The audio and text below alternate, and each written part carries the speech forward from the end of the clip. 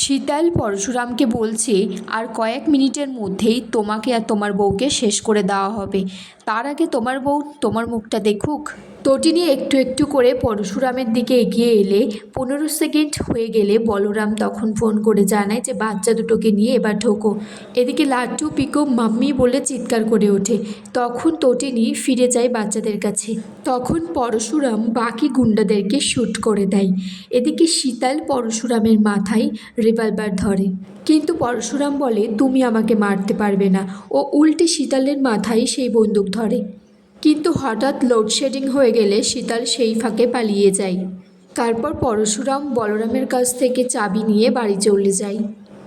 এদিকে তটিনী লাট্টু পিকোকে নিয়ে বাড়ি ফিরছে, কিন্তু তার আগেই পরশুরাম হাজির বাড়িতে।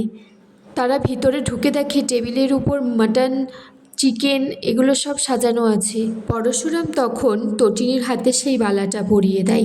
তটিনী খুব কান্নাকাটি করছে আর বলছে, জানো আমি তো আজকের দিনে সারা জীবনের জন্য তোমাকে ভুল বুঝছিলাম। তটিনী ঘুমের মধ্যে লাট্টু পিকোকে কিডন্যাপ করে নিয়ে যাচ্ছে, সেই হঠাৎ উঠে বসলে পরশুরাম বলে কি হয়েছে তটিনী?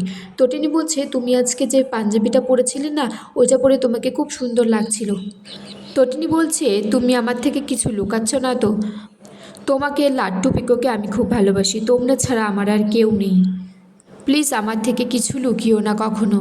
তারপর তটিনীকে কোলে তুলে নিয়ে ভিতরে নিয়ে গেলে পিকো লাট্টুকে ঘুম থেকে তোলে আর বলে পা মাম্মিকে আবার বাচ্চাদের মতো কোলে তুলে নিয়ে ভিতরে চলে গেছে।